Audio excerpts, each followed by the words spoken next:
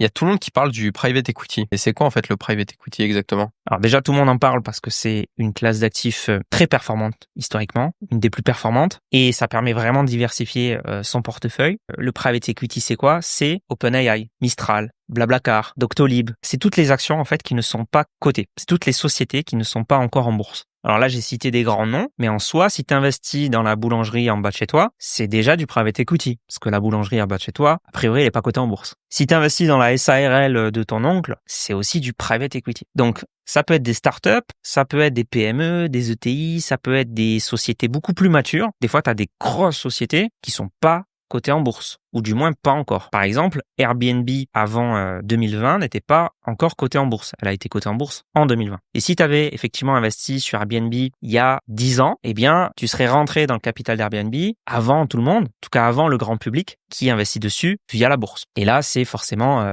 faire des performances qui sont très élevées quand il y a une introduction en bourse. Toi, tu as déjà l'action avant grâce à l'investissement en private equity. C'est là où généralement tu fais des énormes multiples. Et comment ça se passe si, imaginons, moi j'ai investi dans Airbnb quand c'était non coté, donc en private equity, et que ça devient coté en bourse? Moi, je garde mes actions, ils me remboursent en euros, enfin, comment ça marche? Alors, en général, tu investis en private equity via des fonds de private equity, des fonds de professionnels qui vont sélectionner pour toi les actions de private equity et qui vont avoir des deals intéressants. Souvent, si tu es un simple particulier et que tu as accès à des deals de private equity des 1000 euros, imaginons, en général, c'est pas les meilleures boîtes. Et en général, c'est pas aux meilleures conditions.